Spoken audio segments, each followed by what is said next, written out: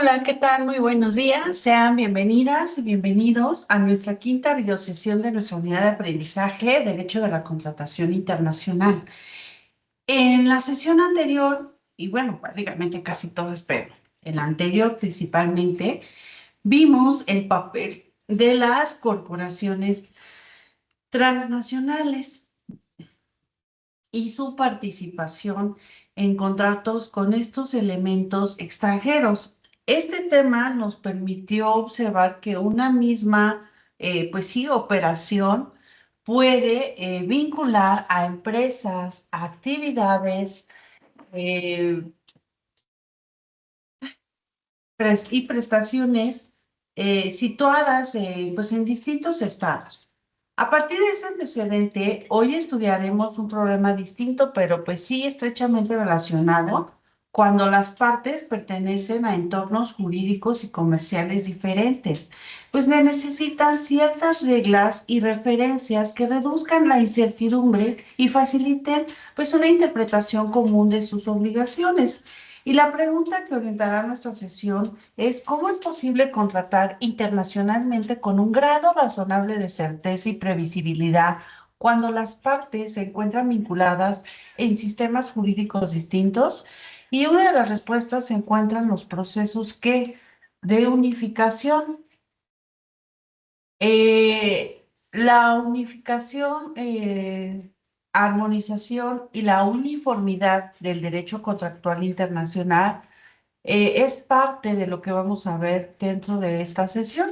Después de comprender esta función, vamos a analizar los Incoterms como una de las manifestaciones pues, prácticas más relevantes en materia de entrega de mercancías.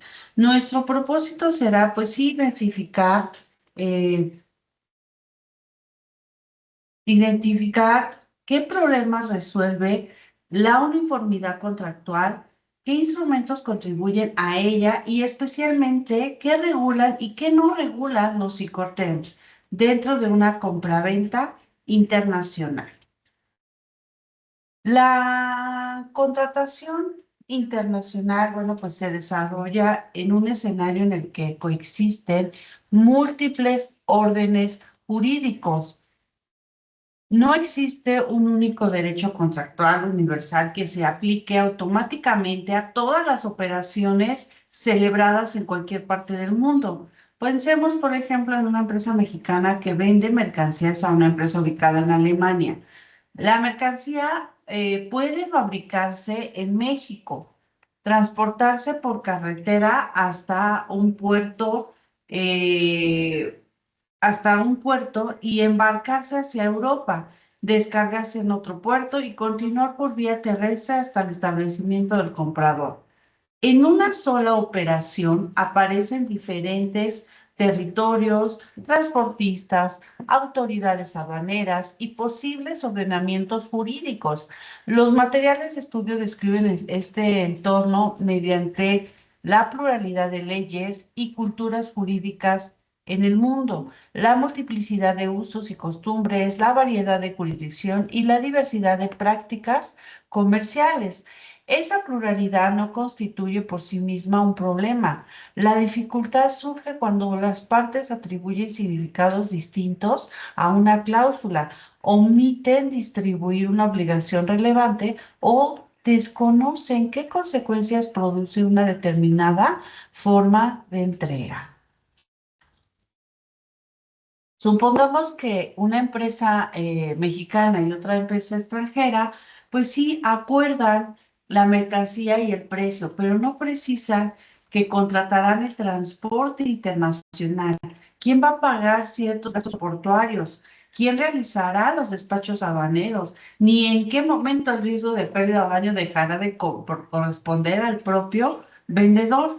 Y si durante el transporte de la mercancía resulta dañada, la cuestión aquí central será determinar quién soporta ese riesgo en ese momento, porque una omisión que pareciera secundaria puede transformarse en una controversia económica y sobre todo jurídica. Por ello, el comercio internacional ha desarrollado mecanismos que permiten reducir diferencias de interpretación y establecer referencias comunes sin pretender eliminar las legislaciones nacionales.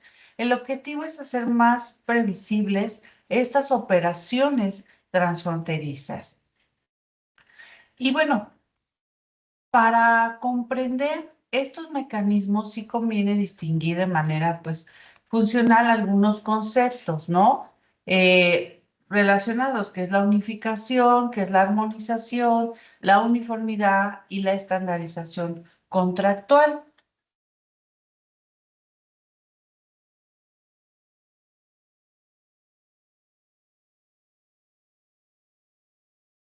Ok. La unificación pues busca establecer normas sustancialmente comunes y aplicables en distintos estados. Una convención internacional puede cumplir esa función cuando crea un régimen jurídico común para determinadas relaciones. La armonización pretende aproximar sistemas jurídicos diferentes. No elimina necesariamente sus particularidades, pero sí reduce incompatibilidades que dificultan las relaciones transfronterizas. La uniformidad procura que determinadas situaciones jurídicas o comerciales reciban un tratamiento suficientemente semejante para incrementar esa certeza y esa previsibilidad de las operaciones. La estandarización contractual, por su parte, se aprecia cuando se utilizan cláusulas, modelos, expresiones o reglas con un significado previamente, pues sí, organizado para facilitar su incorporación reiterada en distintos contratos. Estos objetivos pues pueden alcanzarse por medio de tratados, convenciones, leyes modelos, principios jurídicos, reglas uniformes, contratos modelo, usos comerciales y normas elaboradas por organismos especializados. Sin embargo, no todos estos instrumentos pues tienen la misma naturaleza ni el mismo grado de obligatoriedad. Una convención internacional vinculante no produce los mismos efectos que una ley modelo o que unas reglas privadas. Por ello, cada caso debe determinarse la fuente, su ámbito de aplicación y la manera en que se incorpora a la relación contractual. En este contexto, pues sí adquiere especial importancia la autonomía de la voluntad. Las partes pueden organizar múltiples aspectos de su relación dentro de los límites del ordenamiento aplicable y los instrumentos uniformes les permite hacerlo con mayor precisión. Los incorteos constituyen pues este ejemplo porque ofrecen una estructura previamente definida para distribuir determinadas obligaciones de entrega, costos y riesgos.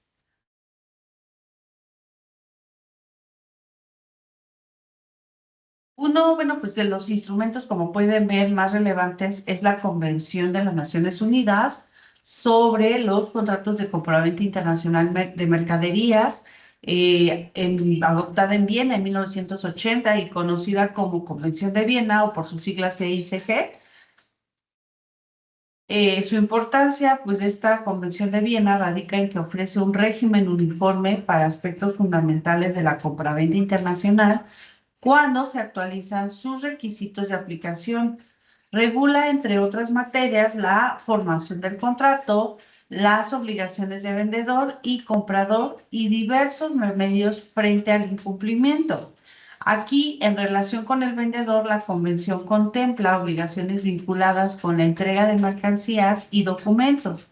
Respecto al comprador, comprende obligaciones relativas al pago de precio y a la recepción de las mercancías. Y esto nos permite que operaciones conectadas con distintos estados puedan someterse a reglas comunes en materias esenciales. La convención, sin embargo, no resuelve por sí sola pues todos estos problemas de una compraventa internacional. Todo instrumento tiene un ámbito material determinado, por lo que es necesario identificar qué cuestiones regula, cuáles quedan sometidas a la ley aplicable y cuáles deben ser organizadas directamente por las partes. Un segundo instrumento de referencia son los principios UNIDROIT sobre los contratos comerciales internacionales. Aquí para esta cuestión, estos principios, pues fueron elaborados específicamente para contratos comerciales internacionales y abordan materias como formación, interpretación, cumplimiento, incumplimiento, buena fe y la cláusula de tipo hardship. Dependiendo del contexto, pueden ser elegidos por las partes, utilizarse como criterio de interpretación o servir como referencia para el desarrollo del derecho contractual internacional. También debemos mencionar a la Comisión Nacional, la Comisión de las Naciones Unidas, perdón, para el Derecho Mercantil Internacional, por sus siglas CONUDI o UCITRAL, pues cuya labor de esta comisión comprende pues convenciones, leyes modelo y otros textos destinados a modernizar y modernizar el derecho mercantil internacional. Aquí, bueno, dentro de los principales instrumentos internacionales debemos conservar esta idea. Frente a esta fragmentación normativa, distintos organismos han desarrollado instrumentos que sí facilitan estas operaciones transfronterizas. Junto con ellos, los usos y las prácticas del comercio internacional también cumplen una función de uniformidad. Y bueno, hablando de los usos y prácticas comerciales, del comercio internacional, decimos que son relevantes porque permiten reconocer comportamientos, formas de actuación habituales dentro de determinados sectores económicos. El uso se presenta como un comportamiento observado en determinados círculos profesionales, mientras que la práctica surge de la conducta mantenida entre operadores y de la expectativa razonable de que continúen futuras operaciones. Por ejemplo, dos empresas que han negociado pues, durante años pueden desarrollar una forma constante de colocar pedidos, remitir documentos o confirmar entregas. Esa conducta reiterada puede adquirir relevancia en la interpretación de su relación. En el plano más amplio, determinados términos comerciales llegan a ser conocidos por numerosos operadores. Para evitar que una misma expresión tenga pues, significados distintos, en cada país resulta útil establecer una interpretación uniforme de esos términos. Y precisamente en este punto, aquí insertamos los Incoterms, que fueron elaborados por la Cámara de Comercio Internacional, que son básicamente reglas que sistematizan estas prácticas comerciales y permiten incorporar al contrato un lenguaje estandarizado respecto a determinados aspectos de entrega de mercancía. Y la expresión Incoterms procede de la Cámara Internacional de Comercio, es decir, de términos comerciales internacionales. Las reglas, como dijimos, son elaboradas por la Cámara de Comercio Internacional y la primera edición pues, fue publicada en 1936 y las reglas pues, han sido revisadas periódicamente para adaptarse pues, a los cambios de transporte, la logística y las prácticas del comercio internacional. En agosto de 2026, la edición vigente continúa siendo todavía Incoterms 2020. Esta expresión es importante porque incluye pues, varios términos, modificaciones que ha habido y pues términos sirven como antecedente histórico, pero en nuestra versión vigente, pues ya no se contempla. El Incoterm 2020, estas reglas del 2020, contiene 11 reglas. Su función no consiste en sustituir el contrato de compraventa, sino en ofrecer una interpretación uniforme de determinadas obligaciones entre vendedor y comprador, vinculadas con la entrega de las mercancías. Los Incoterms tampoco son leyes internacionales que se apliquen automáticamente a toda compraventa. Para que formen parte de la operación, deben incorporarse correctamente pues, al contrato. Y por ello no basta con escribir una sigla de 3 letras. Es conveniente identificar la regla, el lugar o punto convenido y la versión aplicable. Una redacción adecuada puede ser FCA, instalaciones del vendedor en lugar exacto, ahí colocamos Incoterms 2020. Esa frase, le da esa cláusula de tu contrato, ese realce y esa especificación de que no se tome otra interpretación distinta.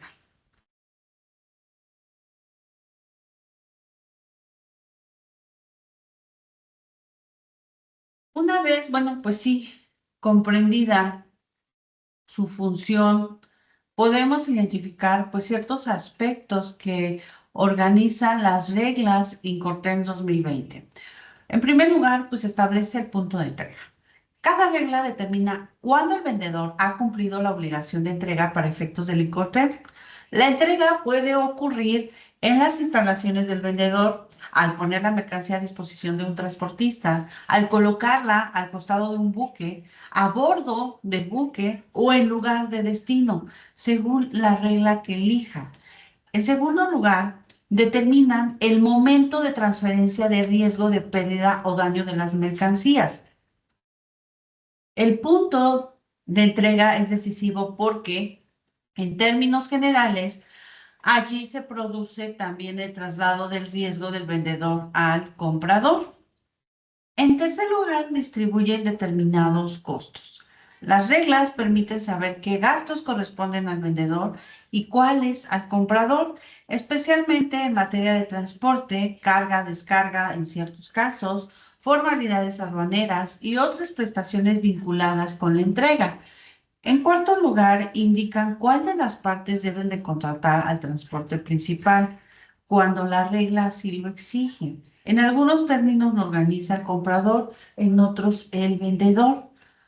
Otro punto que regula son las obligaciones de seguro. Únicamente en determinados casos, bajo el Incoterms 2020, CIF y CIF, siglas CIP y CIF, imponen al vendedor, por ejemplo, la obligación de contratar la cobertura correspondiente. Las características de esta cobertura lo vamos a explicar cuando revisamos, sí, cada regla, ¿no? También otra de las funciones distribuyen determinadas obligaciones relacionadas con los despachos de exportación e importación, así como deberes de información y documentación vinculados con la operación. Y aquí debemos de hacer una diferenciación. Costos y riesgos no son conceptos equivalentes. Una parte puede estar obligada a pagar el transporte hasta un destino determinado sin conservar el riesgo durante este trayecto. Esta situación se observa especialmente en las reglas C. Por ejemplo, bajo CPT, el vendedor paga el transporte hasta el lugar del destino convenido, pero el riesgo se transfiere cuando la mercancía es entregada al transportista en origen. Por ello, siempre debemos identificar por separado quién paga y quién soporta el riesgo. ¿Sale? ¿Qué es lo que no regula los Incoterms?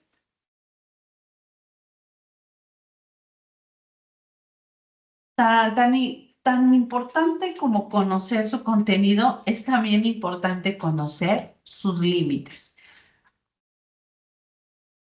Los Incoterms regulan determinados aspectos de la entrega, pero no contienen el régimen completo de una compra-venta internacional. No determinan la transmisión de la propiedad de las mercancías. Riesgo y propiedad son cuestiones distintas, recuerden. El riesgo puede pasar al comprador en un momento diferente de aquel en que jurídicamente se transmite la titularidad. Tampoco establecen por sí solos la forma o el mecanismo de pago. Elegir CIF, FCA, DDP no indica si el precio se pagará por transferencia bancaria, carta de crédito, cobranza documentaria o pago anticipado. Del mismo modo, no eligen la ley aplicable, no determinan automáticamente el tribunal competente ni sustituyen una cláusula arbitral. Tampoco regulan de manera integral el incumplimiento, los daños y perjuicios, la fuerza mayor, la cuestión del hardship, la calidad de las mercancías o las garantías contractuales. Aquí, de una manera, podemos decir que el Incoterm puede decirnos dónde se entrega la mercancía, cuándo se transfiere el riesgo, cómo se distribuyen determinados costos, pero las demás cuestiones esenciales deben quedar reguladas por el contrato, la ley aplicable y cuando correspondan otros instrumentos internacionales, ¿no?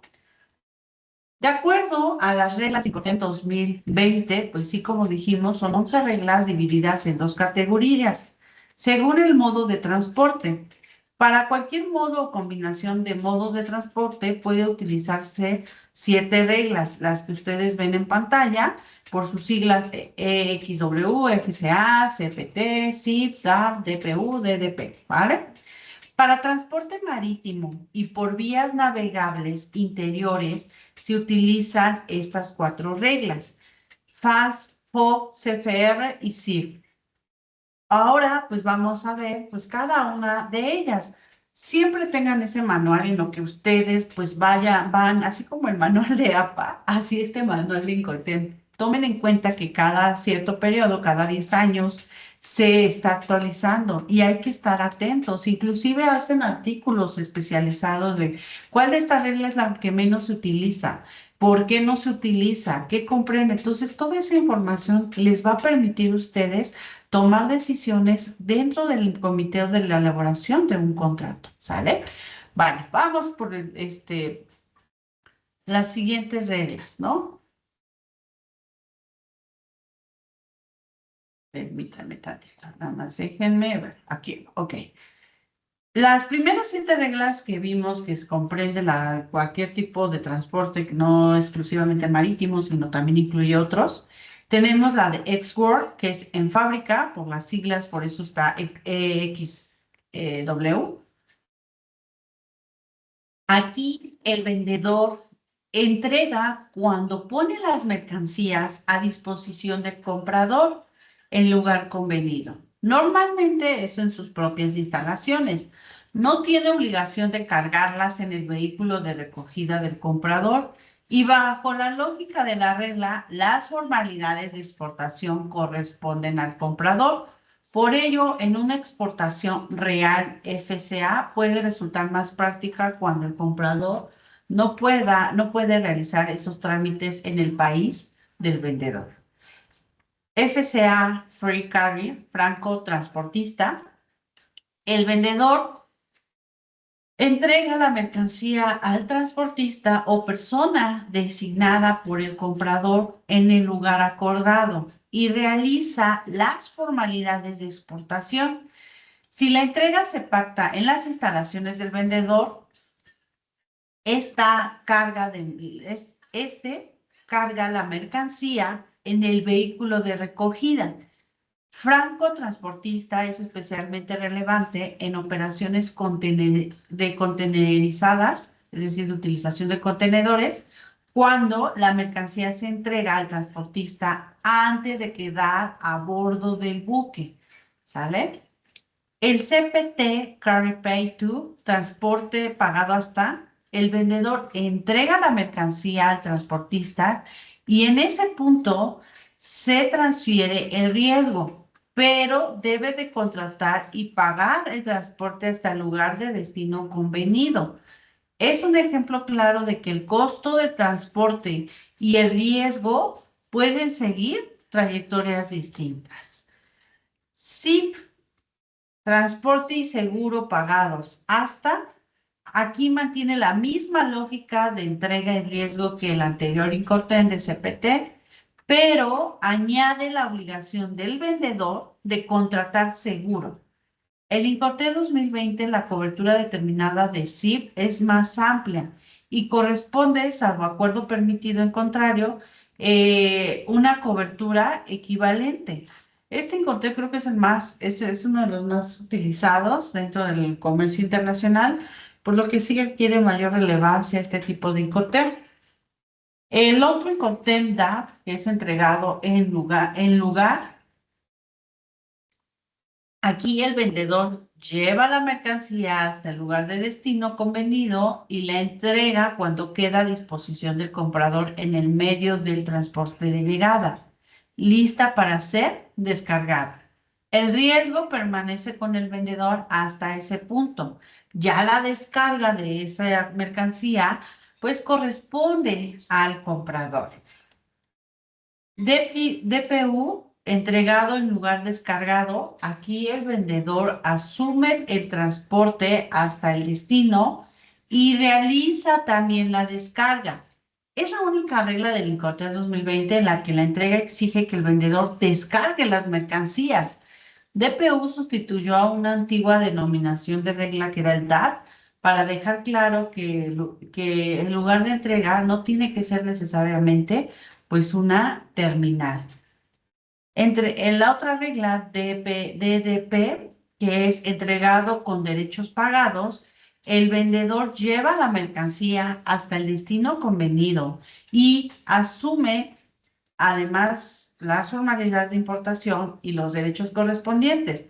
No tiene obligación de descargar. Es una regla que exige especial cuidado porque el vendedor puede encontrar restricciones legales o administrativas para actuar como importador en el país destino. ¿Vale? Ahora pues pasamos a las otras cuatro reglas que son enfocadas obviamente que es exclusivamente para transporte marítimo y por vías navegables interiores, que es el FAS, franco al costo del buque. Aquí el vendedor entrega cuando coloca las mercancías al costado del buque designado por el comprador en el puerto de embarque convenido. En ese punto se transfiere el riesgo. FO, franco a bordo. El vendedor pues entrega cuando las mercancías quedan a bordo del buque designado por el comprador. Ese es pues también el punto de transferencia del riesgo. Aquí pues ya no se utiliza una expresión que antes en anteriores reglas decían que sobrepasa la borda del buque. En operaciones donde, bueno, utilizamos contenedores, el FCA suele ser más adecuada cuando la entrega al transportista ocurre antes de la carga efectiva a bordo. ¿Sale? Otra regla es el costo y flete, el CFR. El vendedor coloca la mercancía a bordo de buque y allí se transfiere el riesgo. Sin embargo, debe contratar y pagar el transporte marítimo hasta el puerto de destino convenido. Y nuevamente el punto hasta el que se paga el transporte no coincide con el punto de transferencia de riesgo. Porque aunque yo deje mi mercancía arriba del buque, el riesgo ya le corresponde al comprador porque ya está arriba del buque. Yo ya no tengo ese riesgo, pero yo todavía tengo que pagar el transporte de esa mercancía hasta el lugar del destino. ¿Sale? Entonces, yo vendedor sigo todavía pagando, pero el riesgo de si es pérdida o algo ya le corresponde al comprador, porque entonces el comprador tiene que contratar ¿qué? Un seguro. ¿Sale? CIF, costo seguro y flete. Funciona de manera semejante al anterior Incoterm, que era costo y flete, pero el vendedor que debe de contratar el seguro, pues el vendedor, ya no el comprador. En esta regla Incoterm, el CIF mantiene como cobertura predeterminada la cláusula de cargo, salvo que las partes pues acuerden una cláusula de cobertura superior, ¿no? Y pues dentro de todas estas reglas, la lógica general pues puede sintetizarse en tres preguntas aplicables a cualquier regla, eh, en donde podemos decir que estas reglas, pues dónde se produce la entrega, cuándo se transfiere el riesgo y qué costos y gestiones corresponde a cada parte. Si estas tres cuestiones se comprenden, las siglas dejan de ser una lista para que ustedes memoricen y se convierten en una herramienta contractual. Memoricen esas tres reglas. ¿Dónde se produce la entrega? ¿Cuándo se transfiere el riesgo? ¿Y qué costos y gestiones corresponden a cada parte? Podrán ustedes determinar y identificar de manera correcta las reglas Incoterms. ¿Sale? Ahora bien, veamos ahora cómo cambia una misma operación cuando se utilizan dos reglas distintas. Vamos a un casito, ¿no? Estábamos con una empresa mexicana y una empresa alemana, ¿sale? Supongamos que una empresa mexicana ubicada en el Estado de México, fabrica componentes industriales y los vende a una empresa, pues sí, alemana ubicada en Hamburgo. La mercancía se transportará en contenedores y el valor base de los productos es de $100,000, ¿vale? Primer escenario. La, la regla Incoterm es FCA. Las partes podrían pactar que esta regla, FCA, instalaciones del vendedor en Cuautitlán Izcalli, Estado de México, Incoterms 2020. Así debe estar inmerso dentro de su redacción de cláusula. No quiere decir que eso sí sea la cláusula, no. Esa frase va dentro de una redacción de una cláusula, ¿sí?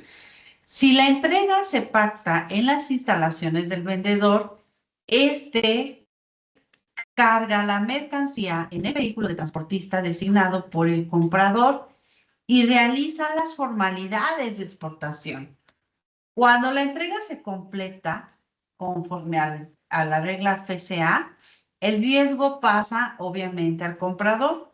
El comprador organiza el transporte principal y soporta ese riesgo de trayecto posterior. Este esquema puede resultar conveniente cuando el comprador pues cuenta con una red logística internacional propia y desea controlar la contratación pues del transporte. Otro escenario,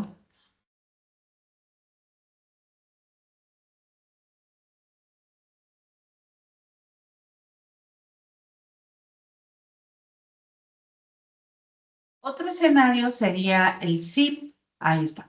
Las partes podrían acordar Incoterm. Igual, deben de agregar dentro de su redacción de cláusula de entrega esta frase. Sí, terminal logística convenida en Hamburgo, Alemania, Incoterm 2020.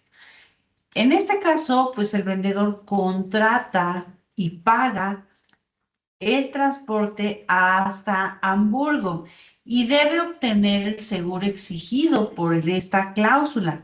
Sin embargo, el riesgo no permanece con el vendedor hasta Alemania. Se transfiere cuando la mercancía es entregada al transportista en el punto correspondiente de origen. Si el contenedor resultase dañado durante el trayecto, el comprador soportará el riesgo conforme a la regla, pero contará con la cobertura de seguro que el vendedor debía contratar bajo esta regla. La comparación aquí muestra elegir un Incoterm que modifica esta estructura económica y logística de una operación. Una cotización del Incoterm FCA no necesariamente tendrá el mismo precio que una cotización de la regla SIP, porque en esta última el vendedor incorpora costos de transporte y seguro adicionales. Por ello, la elección del Incoterm debe negociarse y coordinarse con todo o el resto del contrato de compraventa en este caso. No se trata de añadir solamente letras al final de una factura, sino definir con precisión una parte relevante de la distribución de ¿qué? Pues de obligaciones. Después de esto, bueno, podemos ubicar con mayor claridad el lugar que ocupan los Incoterms dentro de un contrato de compraventa internacional. Aquí la regla elegida debe de coordinarse con las cláusulas relativas al objeto, características y cantidad de las mercancías, precio y moneda, forma de pago, documentos, garantías, plazos, incumplimientos, cláusulas de fuerza mayor, la ley aplicable y la solución de controversias. Aquí es precisamente la planificación jurídica de una operación internacional, lo entendemos como un conjunto en el que intervienen, entre otros elementos, las partes, el objeto, el precio, la forma de pago, las garantías, las condiciones de entrega, los Incoterms, la ley aplicable y los mecanismos de resolución de conflicto.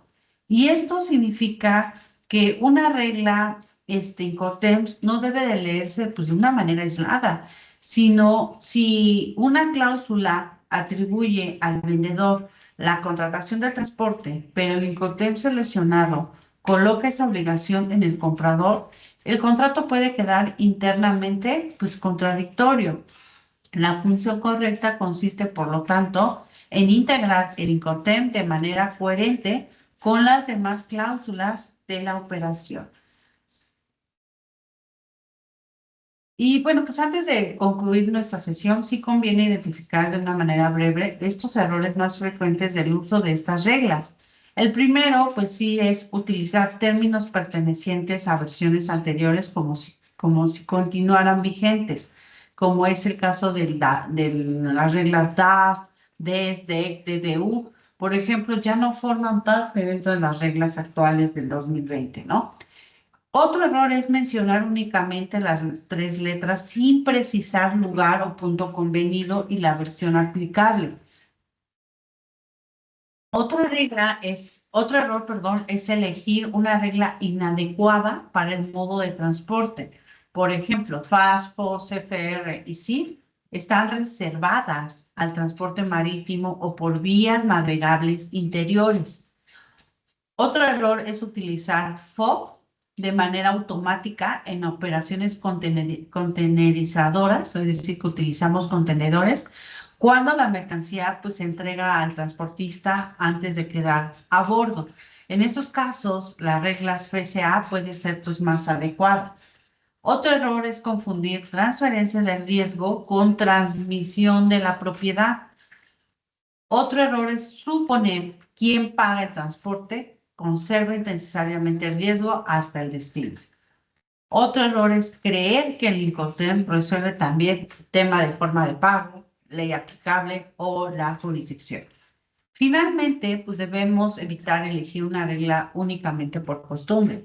Cada operación requiere revisar el transporte, la logística, seguros, trámites aduaneros y capacidad de las partes para cumplir las obligaciones que la regla les va a atribuir. Y con esto, bueno, chicos, llegamos al final de nuestra sesión. Nos quedamos con estas ideas o estos aprendizajes, espero, donde debemos de conservar la idea de que existe esta diversidad de ordenamientos y prácticas del comercio internacional que genera pues esta necesidad permanente de certeza y previsibilidad. La uniformidad contractual responde a esa necesidad mediante distintos instrumentos jurídicos y comerciales. Otra idea o otro aprendizaje en nuestra sesión es que los Incoterms constituyen una herramienta concreta de esa uniformidad. Permiten organizar mediante un lenguaje reconocido internacionalmente el punto de entrega, la transferencia del riesgo, determinados costos y diversas obligaciones relacionadas con transporte, seguro y formalidades aduaneras.